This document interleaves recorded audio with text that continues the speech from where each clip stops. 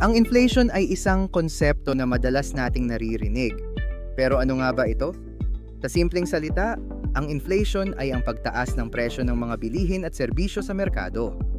Kapag ang inflation ay mataas, ang halaga ng pera natin ay bumababa. Isipin mo na lang, dati ang 1,000 talos mo ay kayang bumili ng maraming bagay. Ngayon, parang 300 talos na lang ang halaga nito. Bakit ganito? Isang dahilan ay ang pagtaas ng demand para sa mga produkto. Kapag maraming tao ang gustong bumili ng isang bagay, pero limitado ang supply, natural na tataas ang presyo. Halimbawa, isipin mo ang mga paborito mong pagkain. Kung ang lahat ay gustong bumili ng mas maraming pagkain, pero hindi sapat ang supply, tataas ang presyo. Isa pang dahilan ay ang pagtaas ng gastos sa produksyon. Kung ang mga kumpanya ay nagbabayad ng mas mataas na sahod o mas mahal na materyales, kailangan nilang itaas ang presyo ng kanilang mga produkto para makabawi.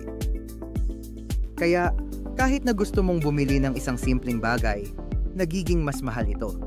Ngunit hindi lang ito basta-basta. Ang inflation ay may epekto sa ating pang-araw-araw na buhay. Halimbawa, kung ang sahod mo ay hindi tumataas kasabay ng inflation, mas mababa ang iyong purchasing power. Ibig sabihin, mas kaunti na lang ang kayang bilhin ng iyong pera. Kaya naman, ang 1,000 pound mo ngayon, parang 300 tos na lang. Minsan, ang gobyerno ay nag-i-introduce ng mga pulisiya para kontrolin ang inflation. Isa sa mga ito ay ang pagtaas ng interest rates. Kapag tumaas ang interest rates, nagiging mas mahal ang mga pautang. Ang mga tao ay nagiging mas maingat sa paggastos na nagreresulta sa pagbaba ng demand at, sa kalaunan, pagbaba ng inflation. Pero, may downside din ito. Kung masyadong mataas ang interest rates, maaaring bumagsak ang ekonomiya dahil hindi na kayang umutang ng mga tao at negosyo.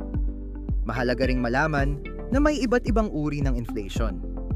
Ang cost-push inflation ay nangyayari kapag ang mga gastos sa produksyon ay tumataas, habang ang demand-pull inflation naman ay dahil sa mataas na demand.